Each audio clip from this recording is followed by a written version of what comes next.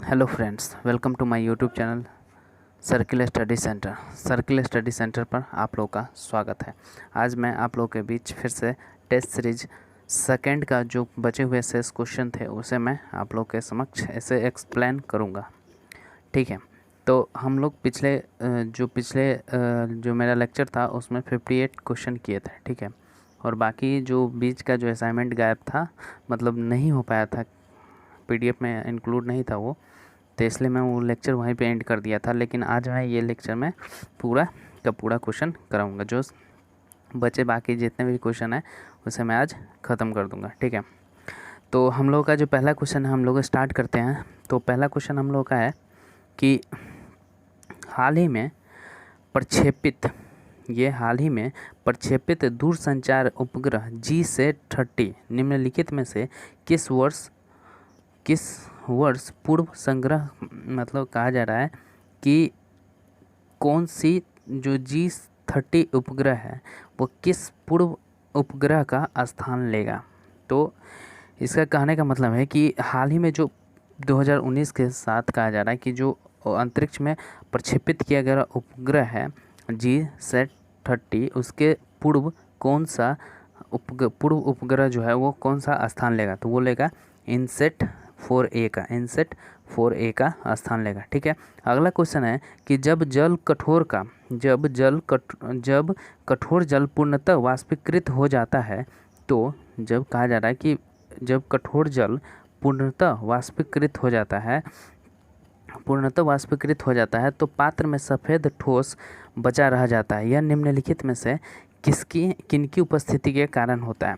तो कठोर जल में पहले तो बता दें कि कठोर जल जो होता है, कठोर जल में किसका किसका मिश्रण होता है, जिसके कारण जो पात्र में बच जाता है वो सफ़ेद ठोस कलर का होता है। तो उसमें जो बचता है जल जो होता है एक सार्वजनिक विलय होता है, उसमें बचता जो है वो बचता है कैल्शियम भी बचता है और मैग्नीशियम भी बचता है। कैल्शियम मैग्नीशियम के कार्बोनेट होते हैं, कैल्शियम मैग्नीज के सल्फेट भी होते हैं, और कैल्शियम और Mg यानी कि मैग्नीशियम क्लोराइड के साथ भी होता है। तो कैल्शियम और मैग्नीशियम के साथ क्लोराइड की भी उपस्थिति के कारण ऐसा होता है। लेकिन एक सार्वजनिक जल जो होता है वो विलायक होता है। ठीक है, विलायक होता है। और साथ ही साथ जो कठोर जल में अगर कपड़े धोने या वायरलेस में किया जाता है तो उसमें जो दाग धब्बे टाइप के रह जाते हैं, और अस्थायी कठोरता को दूर करने के लिए सोडियम बाइकार्बोनेट का भी यूज किया जाता है। तो इसका आंसर जो हो जाएगा, आंसर होगा हम लोग का सभी आंसर जो है वो सही है, यानी कि ये तीनों इसमें इंक्लूड होता है। अगला क्वेश्चन जो है हमारा 61 नंबर, कैप्सूल का आवरण बना होता है, कैप्सूल का जो टबलेट होता है वो किसका बना होता है, कैप्सूल का जो आवरण बना होता है वो किसका बना होता है। तो वो स्टार्च का बना होता है कैप्सूल का आवरण। और स्टार्च जो होता है वो एक प्राकृतिक बहुलक है। जैसे कॉर्क जो होता है, कॉर्क सुवेरिन नामक एक रासायनिक पदार्थ होता है, उससे ये बना होता है। साथ ही साथ बोतलों में लगाया जाने वाला जो कॉर्क जो होता है क्यूरस सबूर का बनाया जाता है, क्यूरस सबूर नामक पौधे से बनाया जाता है। और अगर आप लोग बियर के बोतल खोलते होंगे तो उसमें एक गोला, मतलब बेलनाकार टाइप का होता है, वो बेलनाकार कैप्सूल टाइप का होता है, जो मतलब बोतल में लगाया होता है, वो भी स्टार्च का ही बना होता है। तो इसका आंसर हो जाएगा स्टार्च। वैद्युत अपघटन में ऑक्सीकरण पर होता है, वैद्युत अपघटन जो होता है वो किस पर होता है। तो वैद्युत अपघटन जो होता है ऑक्सीकरण होता है, वो एनोड पर होता है। एनोड जो होता है वो धनायन होता है, इसके कारण वो ऑक्सीकरण होता है। एथिलीन जो अणु होता है की आकृतिकृत कैसी होती है, और कैथोड जो होता है वो एनोड होता है। लेकिन अगला क्वेश्चन जो हम लोग का है, एथिलीन अणु की आकृति होती है तो कैसी होती है। एथिलीन अणु की आकृति जो होती है वो समतल भी होती है और समतल में त्रिकोणीय होती है। और एथिलीन एकमात्र हार्मोन है जो गैसीय रूप में भी पाया जाता है। और एथिलीन हार्मोन ऐसा हार्मोन है, मतलब जो गैसीय रूप में पाया जाता है, साथ ही साथ ये गैसीय रूप में पाया जाता है तो इसे फल उल पकाने में भी इसका मदद मिलता होगा। जैसे आम पकाने में कार्बोहाइड्रेट जो होता है, जिसे हम लोग कार्बाइड बोलते हैं, तो कार्बाइड में जो होता है ना वो एथिलीन पाया जाता है, जिससे हमें फल पकाने में मदद मिलता है। तो ये हो गया हमारा समतल त्रिकोणीय दर्पण। अगला क्वेश्चन है 64 नंबर क्वेश्चन देखते हैं कि भारत का पहला रिमोट सेंसिंग सैटेलाइट छोड़ा गया था। तो कब छोड़ा गया था? भारत का जो पहला रिमोट सेंसिंग सैटेलाइट जो छोड़ा गया था, कब छोड़ा गया था? तो ये छोड़ा गया था 17 मार्च 1988 को छोड़ा गया था। 17 मार्च 1988 को रिमोट सेंसिंग सैटेलाइट छोड़ा गया था वैकानूर से रिमोट सेंसिंग सैटेलाइट छोड़ा गया था, जो कि यह भारत का पहला सैटेलाइट था। इसमें जो छोड़ा गया उपग्रह जो था, वो उपग्रह का नाम है RS-A1 था। IRS-A1 था। ठीक है, ये उपग्रह छोड़ा गया था। तो हमारा ऑप्शन जो होगा, ऑप्शन के अनुसार देखते हैं तो हमारा फर्स्ट नंबर ऑप्शन हो गया, और ये छोड़ा गया था 17 मार्च 1988 ईस्वी को। इसमें एक जो उपग्रह गया था वो था IRS-1A। ठीक है, निम्नलिखित में से कौन सा एक वह प्रोग्राम है जो उच्च स्तर पर भाषा को मशीन रूप में बदलता है? तो कंपाइलर जो होता है, एक किसी भी भाषा को उच्च स्तर से मशीनी लैंग्वेज में बदल देता है, उसे हम लोग कंपाइलर बोलते हैं। तो जो असेंबल प्रोग्राम भी होता है, असेंबल एक प्रोग्राम होता है, उसमें भी अंग्रेजी भाषा को जो भाषा होता है उसमें भी जो कोई भी भाषा होता है तो उसे मशीनी लैंग्वेज में वो कन्वर्ट करके उसे वो करता है, मतलब अपने अंदर स्वीकृत करता है, मशीन अपने अंदर स्वीकृत करता है। ठीक है, तो ये हमारा हो गया संकलक या कंपाइलर। अधिकतम नुकसानदायक प्रदूषक कौन है? तो सबसे अधिकतम नुकसानदायक कहा जा रहा है कि कौन सा है? तो कार्बन मोनोऑक्साइड भी हानिकारक है, प्रदूषण बहुत फैलाता है, लेकिन उससे भी ज़्यादा खतरनाक है SO2 जो है अधिकतम नुकसानदायक प्रदूषण है। ये सल्फर डाइऑक्साइड जो है वो ज्वालामुखी से निकलने वाली गैस है, जो कि बहुत ही खतरनाक होती है। साथ ही साथ ये रंगहीन होती है, और इसे सूंघने के बाद दम घुटने लगती है, और ये गंध युक्त भारी हवा में विषैला गैस छोड़ती है। ठीक है, तो अगला क्वेश्चन हमारा, इसका आंसर क्या हो गया? SO2। अगला क्वेश्चन है, रडार का प्रयोग किया जाता है। रडार का प्रयोग किस लिए किया जाता है? तो रडार का जो प्रयोग होता है वो क्यों किया जाता है? तो सबसे पहले बता दें कि जब रेडियो का जब यूज किया जाता था, उसमें एक रडार होता था जिसे फ्रीक्वेंसी बोलते हैं। वो फ्रीक्वेंसी होता था, उसके कारण वो अपना सिग्नल कैच करता था। तो रडार का जो प्रयोग किया जाता है वो तरंगों में वस्तुओं की उपस्थिति या अवस्थिति के बारे में जानने के लिए रडार का उपयोग किया जाता है। ठीक है, जिसे हम लोग रेडियो डिटेक्शन एंड रेंजिंग बोलते हैं। तो ऑप्शन नंबर हमारा सी हो गया। ठीक है, ऑप्शन नंबर जो हमारा है वो सी हो गया। और अगला क्वेश्चन, निम्नलिखित में से कौन सा तत्व मनुष्य में प्राकृतिक रूप में नहीं पाया जाता है? मनुष्य में प्राकृतिक रूप में नहीं पाया जाता, वो कौन सा तत्व है? वह कौन सा तत्व है जो मनुष्य में प्राकृतिक रूप से नहीं पाया जाता है? तो वो तत्व जो है वो सीसा बनाया जाता है। जैसे प्राकृतिक में कहा जाए तो ये तांबा पाया जाता है, जास्ता पाया जाता है, आयोडीन भी पाया जाता है, लेकिन सीसा जो है वो नहीं पाया जाता। तो इसका ऑप्शन पूछ रहा है नहीं पाया जाता है, तो वो हो गया हमारा डी नंबर ऑप्शन हो गया, हमारा डी नंबर ऑप्शन हो गया, जो कि और सीसा का जो जैसे सीसा का जो मुख्य अयस्क होता है वो गैलेना होता है, जो शरीर के लिए काफ़ी ही हानिकारक होता है। ठीक है, अगला क्वेश्चन है हमारा 69 नंबर का, वह रेडियो समस्थानिक जिसे परिवहन तंत्र में खून के थक्के का पता लगाने हेतु प्रयोग में लाया जाता है। तो वह कौन सा परिवहन तंत्र है जिसे खून के थक्के का पता लगाने के लिए प्रयुक्त किया जाता है?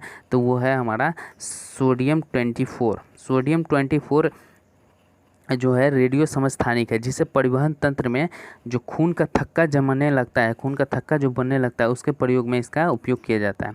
लेकिन इसे कृत्रिम रूप से, और इसे ही हम लोग रेडियो समस्थानिक बोलते हैं, जो कि ये कृत्रिम रूप से आर्टिफिशियल रूप से होता है। ठीक है, आर्टिफिशियल रूप से होता है ये। और इसमें रेडॉन का उपयोग किया जाता है रेडियोथेरेपी के लिए, जो कि कैंसर के रोग के इलाज में सबसे ज़्यादा कामयाब होता है। ये हो गया, और ये हो गया हमारा D number option. 70 number question है, एक प्रोटॉन तथा एक इलेक्ट्रॉन को जिनकी वेग एक समान है और एक समान चुंबकीय क्षेत्र से होकर ले जाया जाता है। इस संदर्भ में निम्नलिखित कथनों में से कौन सा सही है?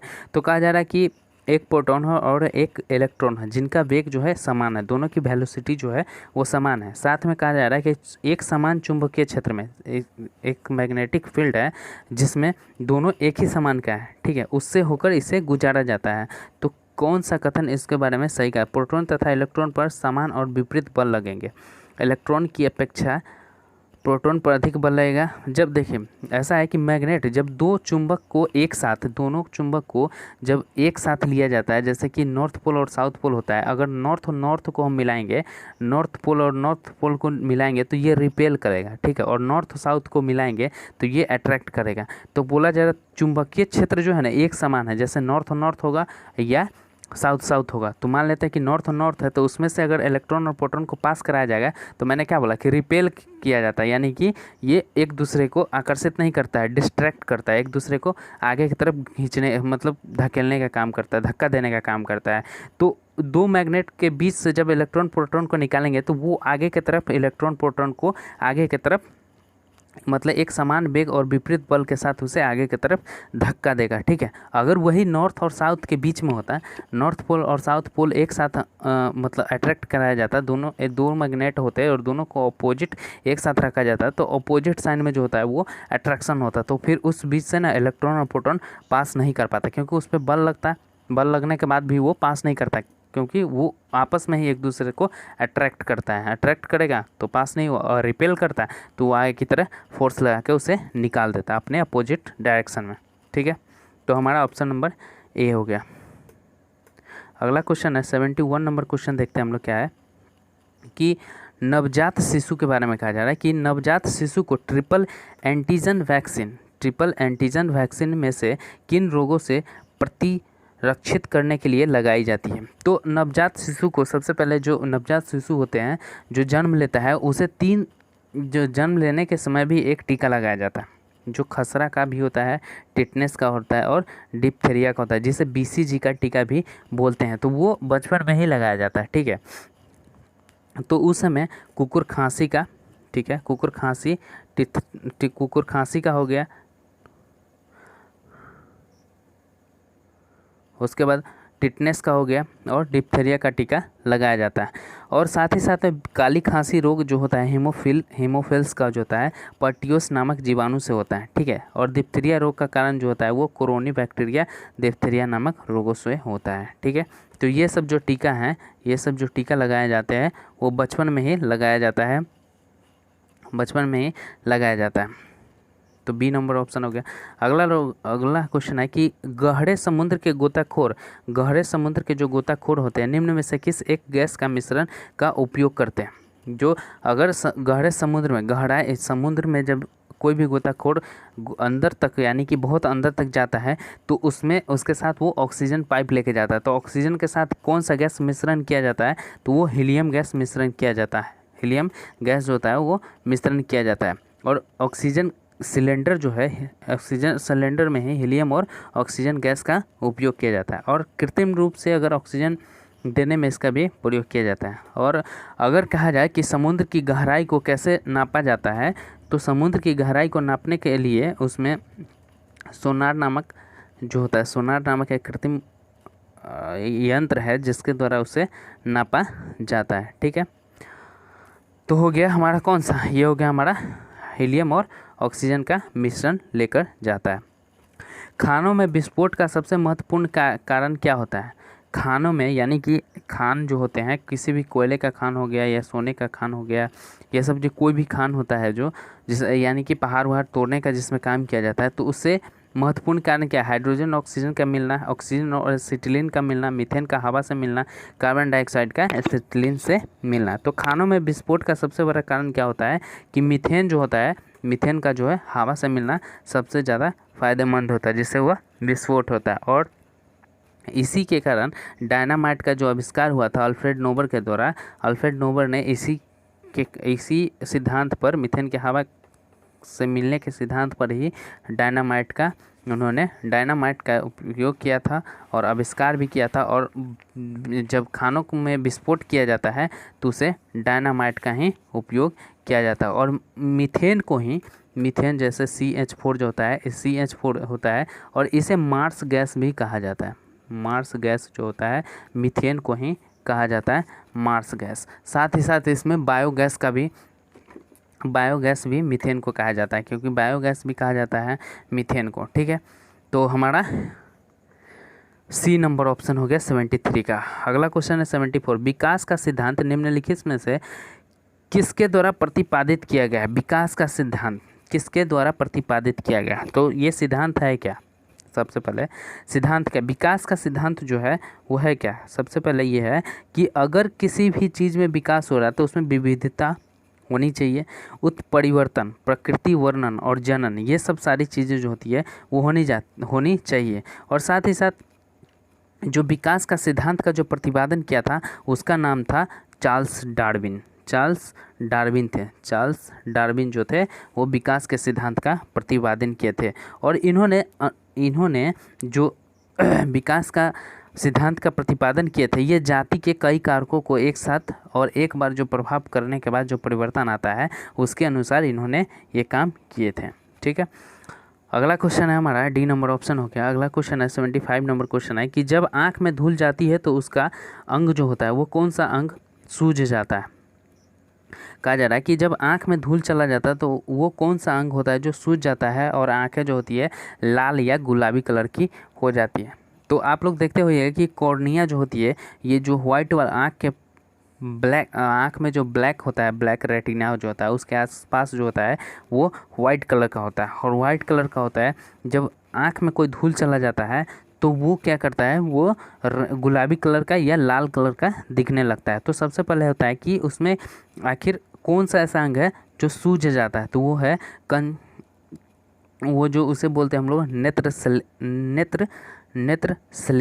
श्लेष्मा बोलते हैं। नेत्र श्लेष्मा जो बोलते हैं उसे हम लोग नेत्र श्लेष्मा बोलते हैं, या कंजक्टा ईवा बोलते हैं। कंजक्टा ईवा जो बोलते हैं, उस अगर आँख में जब धूल चला जाता है तो कंजक्टा ईवा जो अंग होता है वो सूज जाता है। उसके कारण क्या होता है, आँखें गुलाबी हो जाती है। और यह एक शरीर का सबसे महत्वपूर्ण अंग है जो कि कैमरे के भांति कैमरे से भी अच्छा काम करता है, क्योंकि किसी भी चीज़ को देखने के लिए आँख की ज़रूरत होती है। और ये जो परत जो होता है वो कठोर होता है और अपारदर्शी श्वेत झिल्ली से ढकी रहती है, जिसे दृढ़ पटल भी कहा जाता है। आँख की जो पुतली होती है, ये ऊपर वाले जिसे हम लोग पपनी ही बोलते हैं उसे, जैसे कोई भी अचानक ये थप्पड़ मारे, चाहे कोई पदार्थ आँख पर गिरने आएगा तो पट से बंद हो जाता है। ठीक है, तो यह हमारा हो गया नेत्र श्लेष्मा या कंजक्टा ईवा। निम्नलिखित में से कौन मानव शरीर को संक्रमण के विरुद्ध संघर्ष करने में सहायता करता है? संक्रमण के विरुद्ध जो, यानी कि कोई अगर मानव शरीर में कोई भी संक्रमण जो होता है इंटर करता है तो उसे लड़ने के लिए लड़ने के लिए या संघर्ष करने के लिए कौन ऐसी कोशिका है जो उत्सुक रहता है? तो वो होता है श्वेत रुधिर कोशिका जो होती है वो किसी भी संक्रमण के विरुद्ध संघर्ष करने में वो एक्टिव रहता है। ठीक है, और WBC का जो आकार होता है, कहा जाता है यही होता है वाइट ब्लड सेल जिसे कहा जाता है वो WBC होता है। इसे ही हम लोग WBC भी बोलते हैं। और WBC का जो आकार होता है वो आकार या रचना जिसे बोलते हैं वो अमीबा के आकार का होता है। ठीक है, अमीबा के आकार का होता है। और इसका जो निर्माण होता है वो अस्थि मज्जा और लिम्फो नोड के साथ साथ होता है। ठीक है, अस्थि मज्जा और लिम्फोसाइट, और कभी कभी तो इसका यकृत और प्लीहा में भी इसका निर्माण हो जाता है। प्लीहा का कब्रिस्तान किसको कहा जाता है? तो प्लीहा का कब्रिस्तान जो कहा जाता है वो रेड ब्लड सेल को कहा जाता है, स्प्लीन जिसे हम लोग बोलते हैं, प्लीहा को स्प्लीन बोलते हैं। ठीक है, तो हमारा ऑप्शन जो हो गया श्वेत रक्त यानी कि सी नंबर ऑप्शन।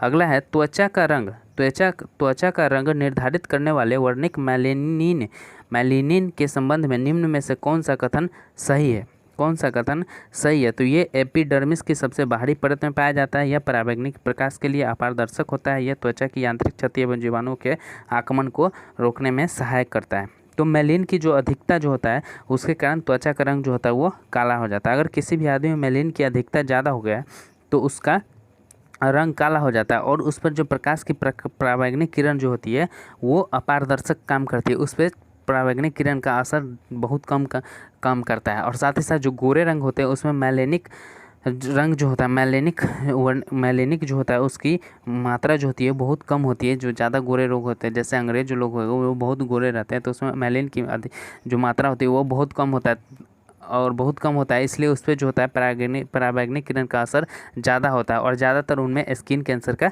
शिकायत होता है। स्किन कैंसर जो होता है वो शिकायत होता है और साथ ही साथ उसमें क्या होता है कि उन लोगों को पसीना ज़्यादा आता है, पसीना जो है वो ज़्यादा आता है। तो ये ऑप्शन नंबर हमारा बी सही है, केवल बी सही है, यानी कि हमारा 2 नंबर जो ऑप्शन है वो सही है। अगला क्वेश्चन है 78 नंबर। वास्तविक सूर्योदय के थोड़ा पहले दृश्यमान होता है। वास्तविक सूर्योदय के थोड़ा पहले दृश्यमान होता है, तो क्या होता है कि वास्तविक सूर्य का जो थोड़ा सा पहले द्रव्यमान जो होता है वायुमंडलीय अपवर्तन करता है। वायुमंडलीय जो है अपवर्तन करता है जब प्रकाश की किरणें एक पारदर्शी माध्यम से दूसरे पारदर्शी माध्यम में प्रवेश करती है। कहा जा रहा है कि जब प्रकाश की एक किरण और दूसरी किरण आपस में जब एक माध्यम में प्रवेश करती है, एक से दूसरे माध्यम में अगर प्रवेश कर लेती है, तो दोनों का जो होता है, दोनों वाले जो तल होते हैं वो एक दूसरे को अभिलंब आपतित होने पर बिना मोड़े वो सीधे निकल जाती है। साथ ही साथ वो एक दूसरे को तिरछी होने पर अपने मूल से विचलित भी होने को कहा जाता है। इसे ही हम लोग प्रकाश का अपवर्तन कहते हैं, ठीक है। और इसे हम लोग प्रिज्म पर प्रयोग करके देखा जाता है। तो ये हो गया हमारा वायुमंडल अपवर्तनीय। अगला क्वेश्चन है हमारा हो गया 79 क्वेश्चन। निम्नलिखित कथनों पर विचार किए। भौतिक अनुसंधान प्रयोगशाला अंतरिक्ष अनुप्रयोग केंद्र विक्रम साराभाई अंतरिक्ष केंद्र उपयुक्त संस्थानों में से कौन सा अहमदाबाद में अवस्थित है? तो अहमदाबाद में जो है वो कौन कौन सा है? अहमदाबाद में जो है वो है हमारा भौतिक अनुसंधान प्रयोगशाला और अंतरिक्ष अनुप्रयोगशाला, यानी कि हमारा 1 और 2 नंबर जो क्वेश्चन है वो है अहमदाबाद में। लेकिन विक्रम साराभाई जो है ये कहाँ है? ये तिरुवनंतपुरम केरल में स्थित है, ठीक है। और इसका जो मुख्यालय है वो बेंगलोर में है। इसका ये तमिलनाडु ये केरल में पाया जाता है, तिरुवनंतपुरम में, ठीक है। तिरुवनंतपुरम याद रखिएगा।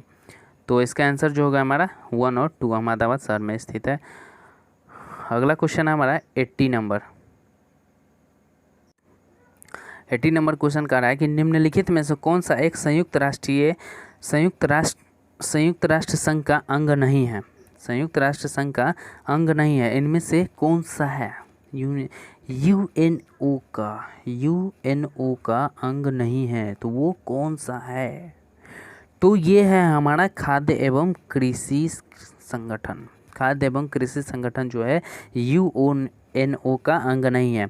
अंतर्राष्ट्रीय न्यायालय है। अंतर्राष्ट्रीय न्यायालय का हेडक्वार्टर कहाँ है? तो द हेग में है। आर्थिक एवं सामाजिक परिषद है, न्याय परिषद भी है, ठीक है। तो इसमें जो है यूएनओ का जो है 6 अंग है, जिसमें से 3 तो ये हो गया अंतर्राष्ट्रीय न्यायालय, आर्थिक एवं सामाजिक परिषद, न्याय परिषद। उसके बाद जो होता है हमारा सचिवालय हो गया, महासभा हो जाता है और सुरक्षा परिषद होता है, ठीक है। ये सब जो अंग है वो यूएनओ के अंग है। साथ ही साथ ये जो है फूड एंड एग्रीकल्चर ऑर्गेनाइजेशन जो होता है वो इसमें शामिल नहीं है, ये इसमें शामिल नहीं है। तो शामिल नहीं है वो पूछा गया, तो ऑप्शन नंबर हमारा ये हो जाएगा डी। ऑप्शन नंबर हमारा हो गया डी। अगला क्वेश्चन है 81 नंबर क्वेश्चन है Organisation of Islamic Conference OIC का मुख्यालय कहाँ है? OIC का मुख्यालय कहाँ है? तो ये है हमारा जद्दा में है इसका मुख्यालय, ठीक है। और दुबई में पूछा जाए किसका मुख्यालय, तो ICC का मुख्यालय है, ठीक है। ICC का मुख्यालय अंतर्राष्ट्रीय क्रिकेट काउंसिल का जो है मुख्यालय वो दुबई में है। और BCCI का अगर पूछा जाए, BCCI का मुख्यालय कहाँ है, तो वानखेड़े में स्टेडियम आप लोग जानते होइएगा। वानखेड़े स्टेडियम कहाँ है? वानखेड़े स्टेडियम कहाँ है तो बताइए आप लोग। तो ये वो स्टेडियम जो है वो मुंबई में है, तो ये BCCI का हेडक्वार्टर जो है वो वानखेड़े स्टेडियम मुंबई में है। ठीक है, इसका आंसर जो हो गया हमारा जेड्डा हो गया। भारत सदस्य नहीं है, भारत सदस्य नहीं है तो किसका सदस्य भारत नहीं है? देशों के राष्ट्रकुल सार्क का नाम एशिया प्रशांत सागर का, तो कॉमनवेल्थ ऑफ नेशनल का जो है सदस्य है, सार्क का सदस्य है, नाम का सदस्य है, लेकिन एशिया प्रशांत आर्थिक सहयोग का संगठन में इसका जो है वो सदस्य नहीं है इंडिया। तो अगर कहा जाए कि एशिया प्रशांत क्षेत्रों का आर्थिक और सामाजिक आयोग में जो स्कैप जिसे बोला जाता है, स्कैप जो है इसमें भारत है, भारत इसका सदस्य है तो नहीं है। इसका हेडक्वार्टर कहाँ है? तो इसका जो हेडक्वार्टर है बैंकॉक में है, इसका जो हेडक्वार्टर है वो कहाँ है? बैंकॉक, बैंकॉक है इसका हेडक्वार्टर, समझे? और ठीक है, तो अगला क्वेश्चन है हमारा कि अगला क्वेश्चन है हमारा glimpses of world history, glimpses of world history पुस्तक के लेखक कौन है? ग्लिम्पसेज ऑफ वर्ल्ड हिस्ट्री पुस्तक के लेखक कौन है? तो इसके लेखक जो है पंडित जवाहरलाल नेहरू, पंडित जवाहरलाल नेहरू जो है इसके लेखक है। और साथ ही साथ discovery of India, discovery of India के भी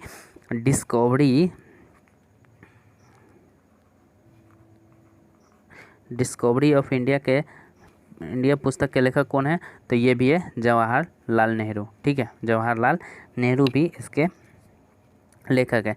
और अगर कहा जाए कि राधा कृष्णन के जो पुस्तक है, राधा कृष्णन के जो पुस्तक है वो philosophy of India, Radha Krishnan के पुस्तक जो है वो है हमारा philosophy of India, philosophy of India इसके पुस्तक है। किसका पुस्तक है? ये है राधा कृष्णन के पुस्तक है फिलॉसफी ऑफ इंडिया। और अब्दुल कलाम आज़ाद को जो है अल हिलाल पत्र का संपादन किया गया था 1913 ईस्वी में। अबुल कलाम आज़ाद जो है जो स्वतंत्र भारत के प्रथम शिक्षा मंत्री भी रह चुके हैं। तो इसका आंसर क्या हो जाएगा हमारा? इसका आंसर हो जाएगा जवाहरलाल नेहरू। अगला क्वेश्चन 84 नंबर क्वेश्चन है ISRO, इसरो जिसे बोला जाता है, ISRO इसरो का पूर्ण रूप क्या है? इसरो का पूर्ण रूप क्या है? यानी कि फुल फॉर्म पूछा जा रहा है कि इसका क्या है, इसरो का क्या है? तो इसरो सबसे पहले बता दें कि इसरो जो है इंडियन स्पेस रिसर्च ऑर्गेनाइजेशन है, इंडियन रिसर्च ऑर्गेनाइजेशन है।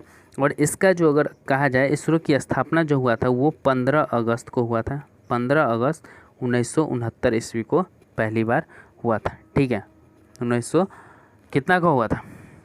69 ईस्वी को हुआ था। ठीक है, अंतरिक्ष विभाग की जो स्थापना हुई थी, अंतरिक्ष विभाग या अंतरिक्ष स्पेस डिपार्टमेंट या स्पेस ऑर्गेनाइजेशन, दोनों की जो स्थापना किया गया था वो कितना में किया गया था? 1972 में किया गया था। 1972 में इसका उद्देश्य किया गया था। अगला क्वेश्चन है हमारा विश्व खाद्य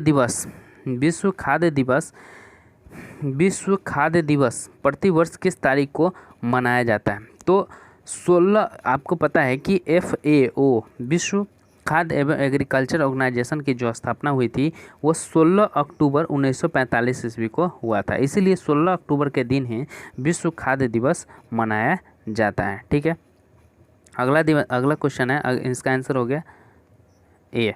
भारत ने सर्वप्रथम ओलंपिक का हॉकी खेलों में भाग किस वर्ष लिया था? किस वर्ष ओलंपिक में भारत ने पहली बार हॉकी खेल का भाग किस वर्ष लिया था? तो ये भाग जो लिया था सर्वप्रथम 1928 ईस्वी में लिया था एम्स्टर्डम ओलंपिक में।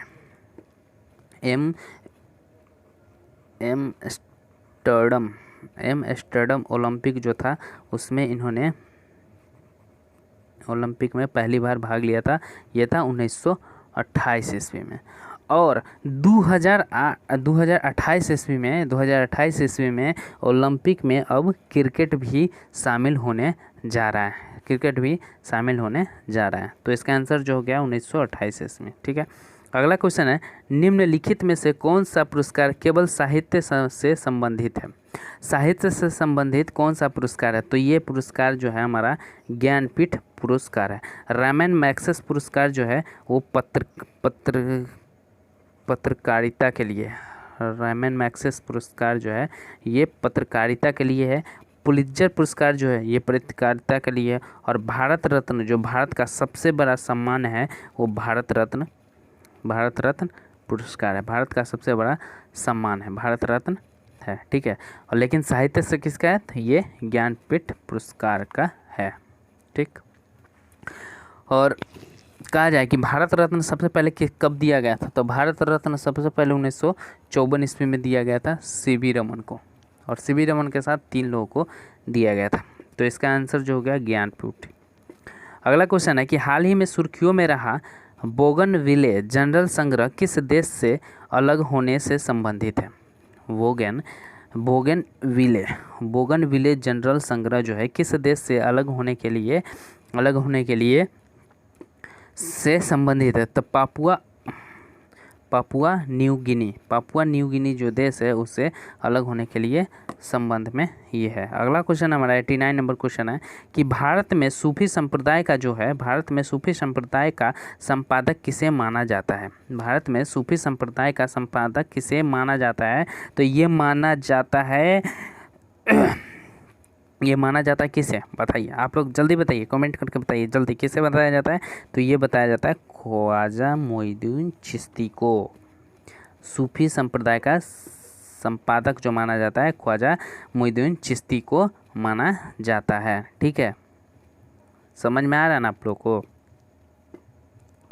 अगला क्वेश्चन है कि 4.5% वार्षिक साधारण ब्याज की दर से 4.5, इसका दर जो हो गया 4.5% वार्षिक साधारण ब्याज की दर से 4600 रुपये का 5 वर्षों में कितना ब्याज मिलेगा?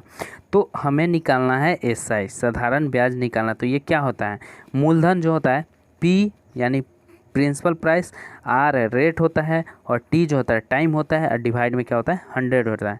तो हम लोग इसके फॉर्मूला पे डायरेक्ट बैठा देते हैं। क्या होता है कि 4600 गुने 5 गुने 4.5 हो गया। तो यहाँ से फिर 100, इससे कितना कटेगा? ये कट गया, और इससे अगर इसमें करेंगे मल्टीप्लाई तो क्या हो जाएगा 46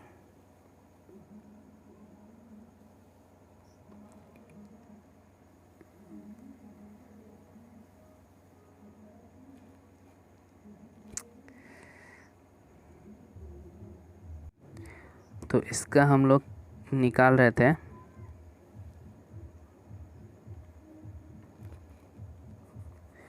4600 इंटू 5 इंटू 4.5 डिवाइड बाई 100।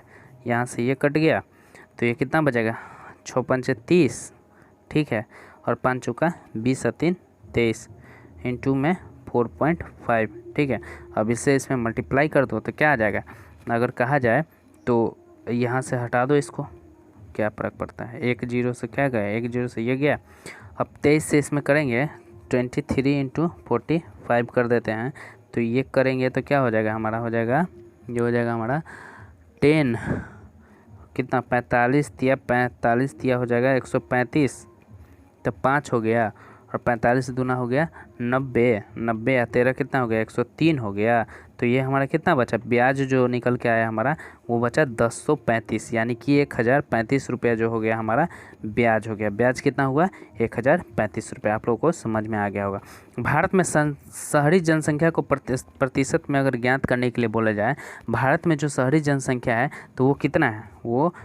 तो वो है 31.16% जो है वो शहरी जनसंख्या है। और जनगणना 2011 के जनगणना के अनुसार ये कहा जा रहा है।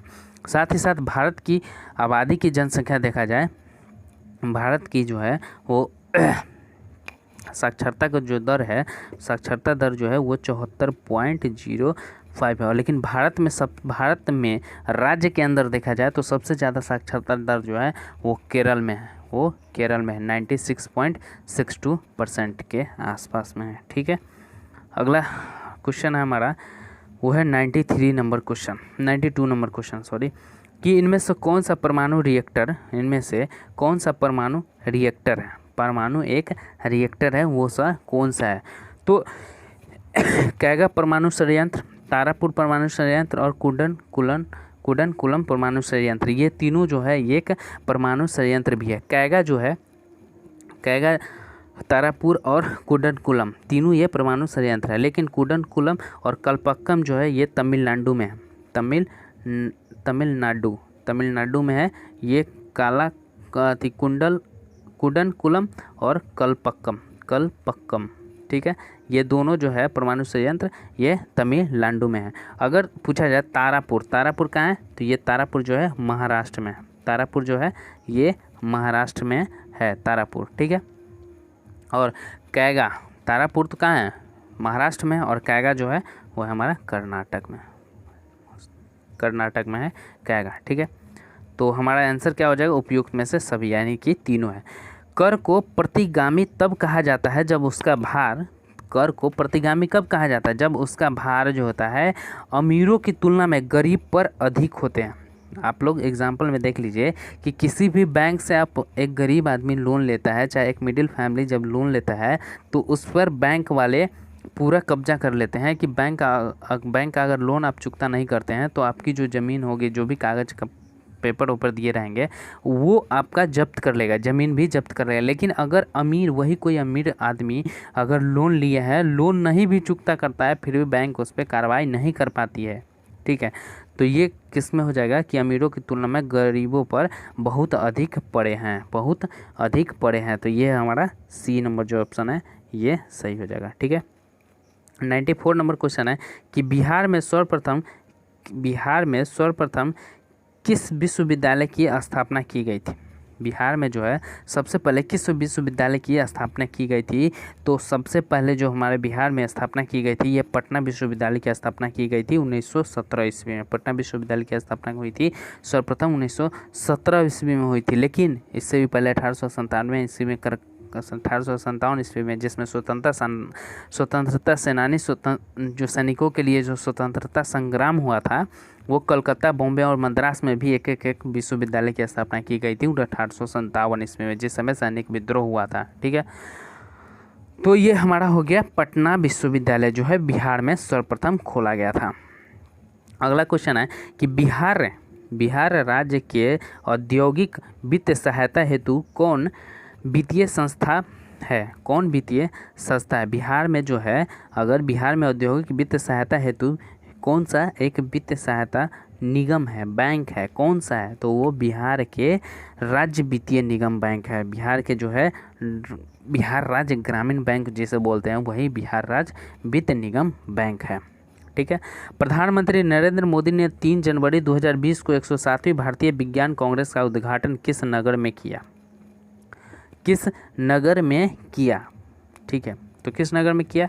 ये किया बेंगलोर, जो कि विश्व में तीसरे नंबर पे आता है। सबसे बड़ा आईटी सेक्टर बन गया है ये Bangalore. IT sector, information technology के मामले में जो है वो बेंगलोर बहुत आगे निकल गया है। ठीक है, पटना में स्थित राज्य भवन, मुख्य सचिवालय तथा उच्च न्यायालय की इमारतें किस शैली में बनी हुई है? पटना में स्थित जो है राज्य भवन, मुख्य सचिवालय तथा उच्च न्यायालय की इमारतें जो है वो किस शैली में बनी हुई है? बताइए आप लोग, किस शैली में बनी हुई है? तो ये बनी हुई है किस में? यूरोपीय पूर्ण जागरण काल की शैली में बनी हुई है। यूरोपीय पूर्ण जागरण काल की जो शैली है उसमें ये बनी हुई है। कौन सा बनी हुई है? पटना के राज्य भवन, मुख्य सचिवालय तथा उच्च न्यायालय जो है यूरोपियन पूर्ण जागरण काल की शैली में बनी हुई है। लेकिन पटना की जो विश्वविद्यालय है, पटना की विश्वविद्यालय जो है वो बनी हुई है गौथिक शैली में। पुरानी भवन है, गौथिक शैली में बनी हुई है। ठीक है, अगला क्वेश्चन है हमारा, थोड़ा सा कम करते हैं इसको ताकि पूरा क्वेश्चन हम लोग को दिख जाए। 98 नंबर क्वेश्चन है कि अमेरिकी, अरे भाई, निम्न कथनों में से सही चुनना है। ठीक है, तो हम कथन पढ़ते हैं कि अमेरिकी अंतरिक्ष स्पेस नासा की महिला वैज्ञानिक क्रिस्टीना कोच 288 दिन अंतरिक्ष में व्यतीत कर 28 दिसंबर 2019 को अंतरिक्ष में सबसे पहले वापस यानी कि सबसे ज़्यादा संपर्क रहने वाली महिला बन गई है। मीडिया समाचार पत्रों के अनुसार क्रिस्टीना को 6 फरवरी 2020 को जब पृथ्वी पर वापस लौटेगी तो अंतरिक्ष में 328 दिन से अधिक समय का व्यतीत कर चुकी होगी। क्रिस्टीना को में सबसे पहले अंतर्राष्ट्रीय अंतरिक्ष स्टेशन में 2016 से 17 के दौरान 288 दिनों तक रहने का रिकॉर्ड नासा को ही अंतरिक्ष यात्री पैंगो विस्टर ने बनाया था। तो इसमें कहा जा रहा है कि 98 नंबर क्वेश्चन ही है हमारा कि इसमें जो महिला गई थी क्रिस्टीना कोच, वो महिला जो गई थी वो 28 दिसंबर 2019 को नहीं गई थी और 288 दिन के लिए भी, और कहा जा रहा है कि सबसे ज़्यादा संपर्क होगी, बिल्कुल नहीं होगी। तो इसमें से जो तीनों कथन जो है वो क्या है, सही है, ऐसा नहीं है। वो क्रिस्टीना जो थी वो महिला वो गई थी अंतरिक्ष में, कब गई थी, 28 दिसंबर 2019 को 288 दिन के लिए, सही है। उसके बाद जब तक समाचार पत्रों के अनुसार उसे कुछ कहा जाए या कुछ वापस लौटने की जानकारी मिली तब तक उसे 328 दिन हो चुके थे। तो ऑप्शन नंबर ए जो हो गया हमारा, तीनों सही है। निम्नलिखित में से कौन ग्रीन हाउस गैस है? तो ग्रीन हाउस गैस किसे, ग्रीन हाउस प्रभाव में योगदान नहीं करता है। तो आपको बता दें कि ग्रीन हाउस जो होता है वो किस में योगदान नहीं करता, तो ये सल्फ़र डाइऑक्साइड जो होता है वो ग्रीन हाउस नहीं होता है। SO2 जो होता है, SO2 सल्फ़र डाइऑक्साइड, वो ग्रीन हाउस में प्रभाव योगदान नहीं करता है। और H2SO4 इससे रिलेटेड है, H2SO4 सल्फ़र डाइऑक्साइड भी बोलते हैं, और HNO3 जो होता है वो मिलकर क्या करवाता है, अम्लीय वर्षा करवाता है। आप लोग याद रखिए, ये क्वेश्चन बराबर पूछे जाते हैं, अम्लीय वर्षा करवाता है। और अगर आपसे पूछा जाए कि इमारतों का कुष्ठ रोग किसे कहा जाता है, इमारतों का कुष्ठ रोग किसे कहा जाता है, रोग किसे कहा जाता है, तो अम्लीय वर्षा को कहा जाता है, अम्लीय वर्षा जो होता है। इसका आंसर क्या होगा, SO2। ग्लोबल 500वां पुरस्कार दिए जाते हैं, ग्लोबल 500वां पुरस्कार दिए जाते हैं, इनका संबंध किससे है, ये पूछा जा रहा है। इनका संबंध जो है वो किससे है, तो ये पर्यावरण से है, बिल्कुल है। ग्लोबल वार्मिंग जो होता है वो पर्यावरण से ही संरक्षित है, तो पर्यावरण से है। तो हम लोग का आज पूरे टेस्ट सीरीज जो है, आज हम लोग का जो तीसरा नंबर टेस्ट सीरीज जो था वो third number test series complete हो चुका है। सेकंड नंबर जो टेस्ट सीरीज जो हमारा वो आज हमारा पूरे का पूरा कंप्लीट हो गया है। आप लोग के बीच जो है ये टेस्ट सीरीज जो है आज मैंने इसे पूरा कंप्लीट कर दिया है, ठीक है, 100% इसे कंप्लीट कर दिया है। तो आप लोग इस वीडियो को बार बार देखिएगा, ठीक है।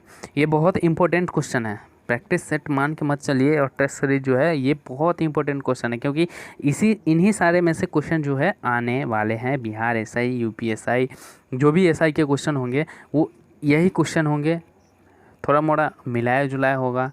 अदर जैसे स्टेट वाइज हो गया तो स्टेट का क्वेश्चन अलग अलग चेंज किया जा सकता है, थोड़ा क्वेश्चन को घुमाया जाएगा, लेकिन यही सब होंगे और कुछ नहीं होगा। और मैं कल से एंसेंट हिस्ट्री का स्टार्ट करने जा रहा हूँ, एंसेंट हिस्ट्री पढ़ाऊँगा। अगर आप लोग कमेंट करके बताइएगा तो मैं मैथ का भी लेक्चर शुरू करूँगा, ठीक है। कॉम्पिटिशन लेवल का जो मैथ है, जैसे SSC हो गया, रेलवे हो गया, NTPC रेलवे का, NTPC LP, ये सब का जो मैथ है उसे मैं शुरू करूँगा, अगर आप लोग कहें तो, ठीक है, जो कि बैंक सब में काम आएंगे, ठीक है। जनरल मैथमेटिक्स जो होता है, जो एडवांस और अर्थमेटिक दोनों में स्टार्ट करूंगा। तो ठीक है, हम लोग वीडियो को यहीं पे एंड करते हैं, लेकिन उससे पहले आप लोग चैनल को सब्सक्राइब कर दीजिएगा, शेयर कर दीजिएगा, लाइक कर दीजिएगा, कमेंट कर दीजिएगा। साथ ही साथ सब्सक्राइब करने के दौरान आप लोग बेल आइकन को ज़रूर दबा लीजिएगा, ताकि मेरे वीडियो का पहला नोटिफिकेशन आप लोग तक पहुँच जाए, ठीक है। तो हम लोग यहीं पर वीडियो को एंड करते हैं। Bye bye, take care.